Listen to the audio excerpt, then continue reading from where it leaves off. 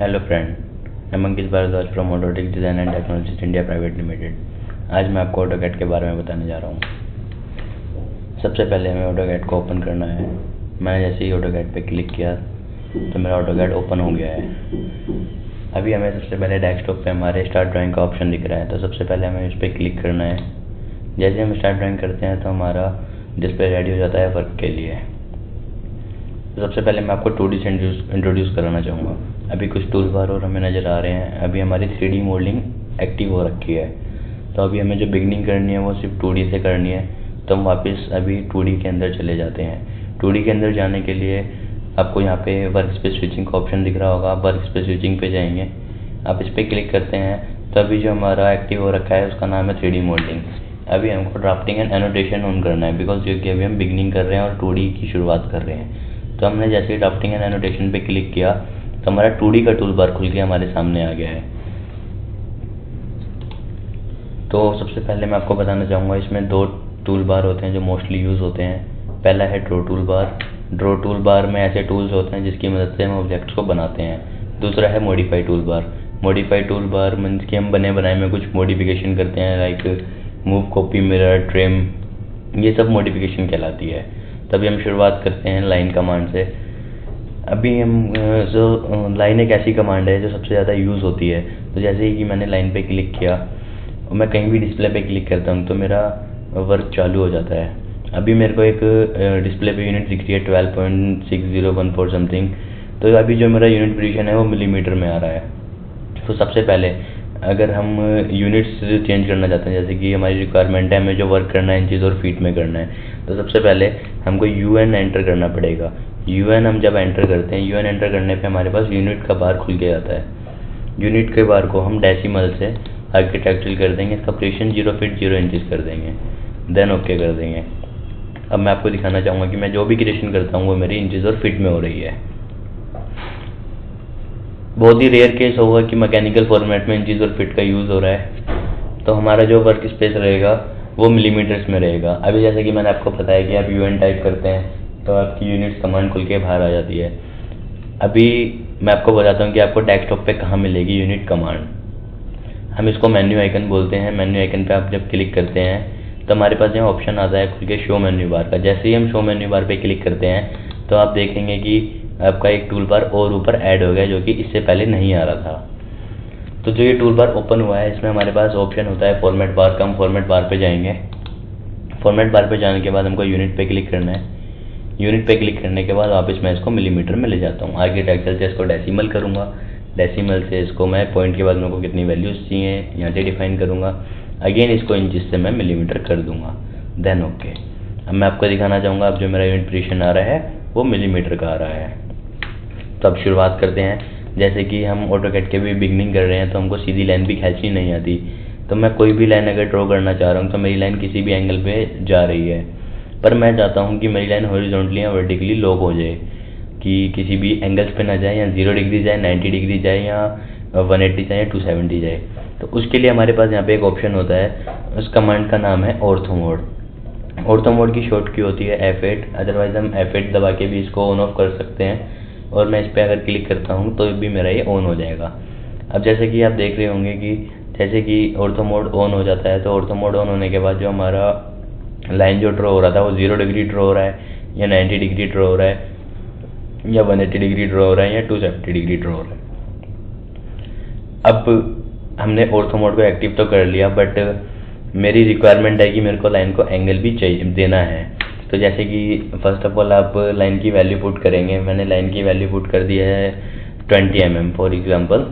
अब मैं चाहता हूँ इसमें 45 डिग्री एंगल इंक्लूड करना, तो मैं टैब का बटन दबाऊंगा। हमारे कीबोर्ड्स में एक टैब प्रेस है, हम टैब प्रेस करेंगे। टैब प्रेस करते ही हम एंगल के वैल्यू बार में फॉरवर्ड हो गए हैं और हमारी लाइन पे लॉक लग गया है।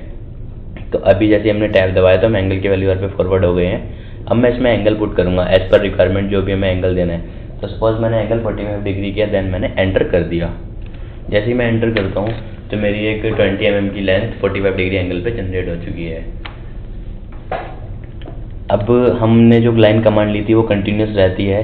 हमको कमांड से बाहर निकलने के लिए एस्केप का प्रेस करना है, हमें एस्केप यूज़ करना है। हम जैसे एस्केप यूज़ करते हैं, एस्केप प्रेस करते हैं, तो हमारी कमांड से हम एग्जिट हो जाते हैं।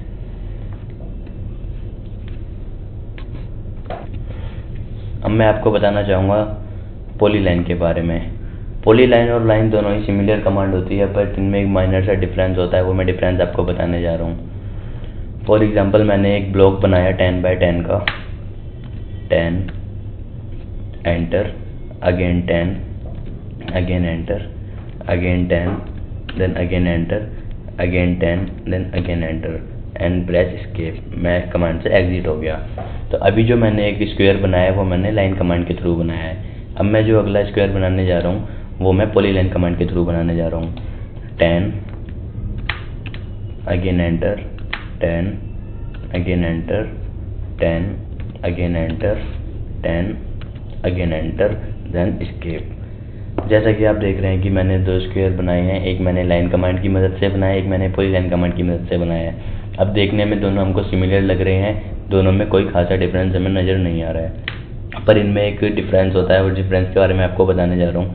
यदि मैं लाइन कमांड पे क्लिक करता हूँ, जो मैंने ऑब्जेक्ट अपना लाइन से बनाया, जो मैंने लाइन कमांड के थ्रू बनाया, अगर मैं उस पर क्लिक करता हूँ तो मेरी सिंगल लाइन सिलेक्ट हो रही है, और मैं कीबोर्ड पे से डिलीट का बटन प्रेस करता हूँ तो मेरी सिंगल लाइन ही डिलीट हो रही है।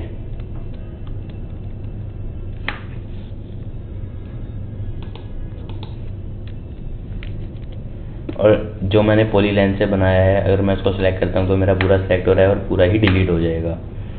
ये डिफरेंस होता है लाइन और पॉलीलाइन में। अभी हम कंट्रोल जेड करते हैं, कंट्रोल प्लस जेड एक साथ प्रेस करने से हम वापस अंडू हो जाते हैं। लाइन और पॉलीलाइन में डिफरेंस होता है कि लाइन एक सिंगल सेगमेंट में वर्क करती है, पॉलीलाइन कंटिन्यूस चलती रहती है, वो पूरा ब्लॉक बनता है, बट ये सिंगल सिंगल बनती रहती है। अब मैं आपको बताने जाऊंगा ट्रिम कमांड के बारे में। हम ट्रिम कमांड पे जाते हैं। ट्रिम कमांड काम करती है किसी भी ऑब्जेक्ट को इरेज करने के लिए। तो ट्रिम मैंने लिया यहाँ से, अगर मैं यहाँ से ट्रिम कमांड लेता हूँ तो मेरे को एक बार एंटर करना पड़ेगा, मैंने एंटर प्रेस किया। अब मैं आपको दिखाना चाहूँगा, अगर मैं इस लाइन कमांड से बने हुए स्क्वायर को ट्रिम करने जाता हूँ तो मेरा ये ट्रिम नहीं हो रहा है। जो कि पॉलीलाइन से बना है वो मेरा ट्रिम हो रहा है, ये लाइन भी मेरी ट्रिम हो रही है, बट ये लाइन मेरी ट्रिम नहीं हो रही। इसका रीज़न यह है कि ऑटोकैड में केवल वही चीज़ ट्रिम होती है जो किसी से इंटरसेक्ट होती है, सिंगल स्केच इसमें कभी ट्रिम नहीं होता है। अब मैं आपको दिखाना चाहूँगा, मैंने एक लाइन बनाई मैंने 50 mm की। हमारी रिक्वायरमेंट है कि हमें एग्जैक्ट लाइन के मिड में से 25 या 20 mm ऊपर जाना है। तो मैंने लाइन कमांड अगेन ली, तो जब मैं लाइन के पास आया तो मेरे को इसका इजीली मिड पॉइंट नहीं मिल पा रहा है। मेरे को मिड पॉइंट फाइंड करने में थोड़ी सी समस्या हो रही है, और मेरे को एंड पॉइंट इसका इजीली मिल रहा है। उसका रीज़न यह है कि हमारे पास यहाँ पे एक कमांड होती है object snap. Snap cursor 2D reference point इसको बोला जाता है। इसका शॉर्ट नेम होता है ऑब्जेक्ट स्नैप, और इसकी शॉर्ट की होती है F3। आप F3 दबा के भी इसको ऑन ऑफ कर सकते हैं। यहाँ आप इस पर राइट क्लिक करके जितने भी स्नैप्स आपको ऑन करने हैं, लाइक मिड पॉइंट मैंने ऑन किया, ज्योमेट्रिक सेंटर ऑन किया, नोड ऑन किया, कोऑर्डिनेट ऑन किया, इंटरसेक्शन पॉइंट ऑन किया, टेंजेंट पॉइंट ऑन की, नियरेस्ट इंटरसेक्ट पॉइंट, पैरेलल, मैंने सब कुछ ऑन कर लिया है। जैसे ही मैं इनको ऑन कर लेता हूँ तो मेरे को इसका मिड पॉइंट मिलना, मेरे को आसानी से इसका मिड पॉइंट प्रोवाइड हो जाता है, और एंड पॉइंट भी प्रोवाइड हो जाता है। यदि कोई यहाँ पे सर्कल बना हुआ है, मैंने सर्कल एक रैंडम बनाया, तो मेरे को उसका सेंटर भी प्रोवाइड हो रहा है, उसका कोऑर्डिनेट भी प्रोवाइड हो रहा है। तो ये हमें ऑब्जेक्ट स्नैप हमेशा ऑन रखना है। यदि मैं इसको ऑफ कर देता हूँ तो मेरे को इसका सेंटर पॉइंट मिलना भी बंद हो जाएगा, एंड पॉइंट मिलना, सेंटर पॉइंट मिलना, लाइन का एंड पॉइंट नहीं मिलेगा, सर्कल का कोऑर्डिनेट नहीं मिलेगा, सर्कल का सेंटर नहीं मिलेगा। तो हमेशा ही हमें इसको ऑन रखना है।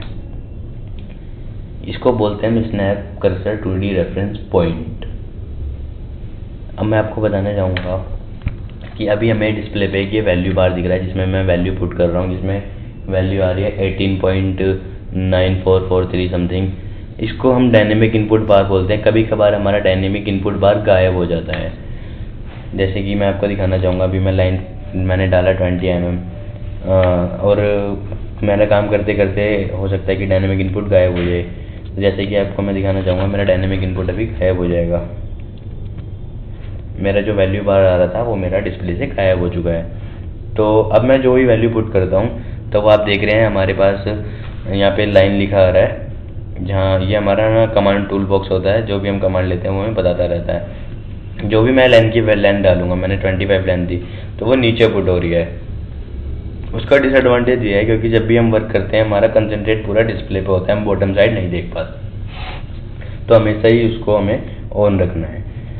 इसको हम डायनेमिक इनपुट के नाम से जानते हैं। इसकी शॉर्ट की होती है F12। अगली कमांड है हमारे पास सर्कल। ड्रॉ टूल बार में से हम सर्कल कमांड को खोलते हैं तो आपको देख रहे हैं कि आपके पास कुछ सर्कल के टाइप्स खुल के आ रहे हैं। मैं आज के सेशन में सिर्फ आपको 2 टाइप के सर्कल बताऊंगा। पहला सर्कल जिसका नाम है सेंटर रेडियस, जिसमें हम वैल्यू पुट करेंगे वो रेडियस की वैल्यू होगी। जैसे मैं 5 पुट करता हूँ तो मेरा 5 रेडियस का वैल्यू पुट हुआ है इसमें। इसके नीचे ही हमें देखने को मिलता है सेंटर डाया, जो ही मैं वैल्यू पुट करूँगा वो मेरी डायमीटर की वैल्यू होगी। और जो इसके आगे के टाइप है मैं आपको आगे के सेशंस में बताऊँगा। अभी मैं फ़िलहाल आपको 2 ही सर्कल्स के बारे में बताऊँगा, सेंटर रेडियस और सेंटर डायमीटर। हमारे पास अगली कमांड होती है, कमांड का नाम होता है रेक्टेंगल। रेक्टेंगल कमांड मैंने चूज़ करी। यहाँ से स्क्रॉल के थ्रू मैं अपनी डिस्प्ले को जूम इन जूम आउट कर सकता हूँ। मैंने एक रेक्टेंगल जनरेट किया, मैंने क्लिक किया डिस्प्ले पे कहीं भी, तो अभी जो सबसे पहले मेरे से मांग रहा है 14.2179 समथिंग जो लिखा आ रहा है, ये रेक्टेंगल की विड्थ आ रही है। तो रेक्टेंगल की विड्थ मैंने कर दी है फिलहाल 20 mm। मैंने टैप प्रेस किया, टैप प्रेस करते ही मेरे से रेक्टेंगल की हाइट मांग रहा है, हाइट मैंने कर दी 10 mm। तो मेरा 20x10 का एक रेक्टेंगल जनरेट हो गया। रेक्टेंगल एक पॉलीलाइन से बना हुआ सेगमेंट होता है। अगर हम उसको सिलेक्ट करने जाएंगे तो पूरा ही सिलेक्ट होगा, और डिलीट भी करेंगे तो पूरा ही डिलीट होगा। यहाँ पे इरेज का ऑप्शन होता है हमारे पास, इरेज से हम किसी ऑब्जेक्ट को रिमूव कर सकते हैं। मैं कंट्रोल Z करना चाहूँगा, कंट्रोल Z से मैं अंडू हो जाता हूँ। कंट्रोल Z किया तो मेरा रेक्टेंगल वापस आ गया।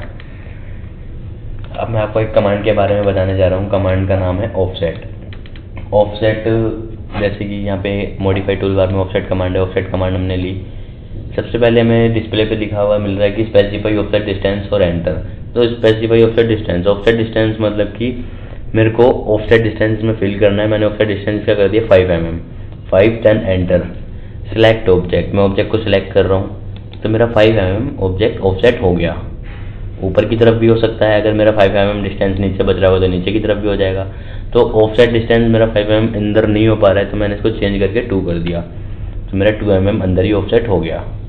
अभी आप देख रहे होंगे कि जैसे कि मैंने एक रेक्टेंगल बनाया रैंडम, मैं इसका ऑफसेट करने जा रहा हूँ। मैं इसका कुछ भी ऑफसेट करने जा रहा हूँ तो वो पूरे रेक्टेंगल का ऑफसेट हो रहा है। क्यों? क्योंकि रेक्टेंगल एक पॉलीलाइन से बना हुआ सेगमेंट है, रेक्टेंगल पूरा ज्वाइन होता है। अब मैं चाहता हूँ कि इस पर्टिकुलर सिंगल लाइन का ऑफसेट हो, तो मेरे को इसको ब्रेक करना पड़ेगा, मेरे को इस रेक्टेंगल को ब्रेक करना पड़ेगा। रेक्टेंगल ब्रेक करने के लिए हमारे पास कमांड होती है, कमांड का नाम है एक्सप्लोड। ये ऑफसेट के टॉप साइड होती है। एक्सप्लोड कमांड आपने ली है, मॉडिफाई टूल बार में मिलेगी। ये आपको एक्सप्लोड की शॉर्ट की होती है X। मैंने यहाँ से एक्सप्लोड लिया है, अदरवाइज मैं X भी टाइप कर सकता था। जैसे ही मैं एक्सप्लोड लेता हूँ, मैंने सेलेक्ट ऑब्जेक्ट किया, देन एंटर कर दिया। जैसे ही मैं इसको एक्सप्लोड करता हूँ तो मेरी सारी लाइन्स ब्रेक हो गई हैं, सब अलग अलग हो गई हैं, ये टूट चुकी हैं। अब ये रेक्टेंगल एक नहीं रहा।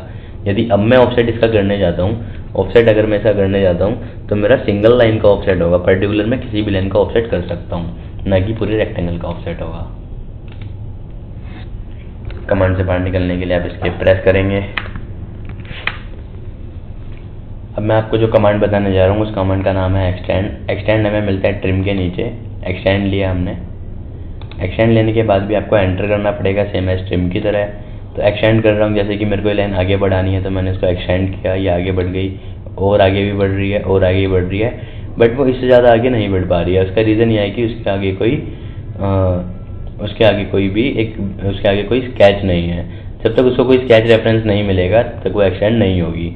जैसे कि मैं आपको दिखाना चाहूँगा, ये लाइन मेरी एक्सटेंड हो रही है, ये लाइन और एक्सटेंड हो रही है, और एक्सटेंड हो रही है, बट वो एक टाइम पे आके एक्सटेंड होना बंद हो जाएगी, बिकॉज उसको कोई रेफरेंस स्केच नहीं मिलेगा। तो एक्सटेंड होता है जहाँ तक हमारा रेफरेंस स्केच होता है। रेफरेंस स्केच के बाद वो एक्सटेंड होना बंद हो जाएगा। एक्सटेंड के बाद मैं आपको एक कमांड के बारे में बताना चाहूँगा। कमांड का नाम होता है स्प्लाइन। स्प्लाइन एक फ्री हैंड स्केच होता है। स्प्लाइन हमें मिलता है ड्रॉ में। हम जैसे ही ड्रॉ को खोलते हैं तो यहाँ पे हमें स्प्लाइन कमांड मिलती है। स्प्लाइन पे हम गए। स्प्लाइन एक फ्री हैंड स्केच है। स्प्लाइन बनाने के लिए आपको ऑर्थो मोड को ऑफ करना पड़ेगा। जैसे ही आप ऑर्थो मोड ऑफ करते हैं, आप कहीं भी क्लिक करेंगे, इसका कोई स्पेसिफिक डिस्टेंस नहीं होता है, ये रैंडम स्केच बनाने के काम आती है। एक फ्री हैंड स्केच होता है स्प्लाइन। देन आपको एंटर करना पड़ेगा। तो आपका एक स्प्लाइन कर्व बन गया। स्प्लाइन एक फ्री हैंड स्केच होता है। स्प्लाइन के दो टाइप होते हैं। पहला होता है इसमें हमारे पास स्प्लाइन फिट। स्प्लाइन फिट जैसे कि जो मैंने बनाया वो स्प्लाइन फिट था। अब मैं जो बनाने जा रहा हूँ वो था स्प्लाइन सीवी। स्प्लाइन सीवी अब मैंने जनरेट किया, तो दोनों में डिफरेंस ये है, मैं जहाँ क्लिक करूँगा वो उसके ऊपर नोट्स बनाता है उसके, फिर मैंने अगेन एंटर कर दिया। तो स्प्लाइन सीवी और फिट में मैं आपको डिफरेंस बताना चाहूँगा। जैसे ही मैंने स्प्लाइन फिट पे क्लिक किया तो मेरे को कुछ वर्टेक्स पॉइंट मिल रहे हैं। तो वर्टेक्स को अगर मैं स्ट्रैच कर रहा हूँ तो मेरी वो नीचे की तरफ स्ट्रैच हो रहे हैं और ऊपर की तरफ भी स्ट्रैच हो रहे हैं। बट स्प्लाइन सीवी में क्या होता है, जो इसका कंट्रोल होता है वो इन पॉइंट्स जो होता है, जो कि हमें वर्टेक्स ऊपर मिल रहे हैं वो हमें कर्व पे नहीं मिलते। स्प्लाइन सीवी ऐसे कंट्रोल होता है, स्प्लाइन फिट कर्व वर्टेक्स से कंट्रोल होता है।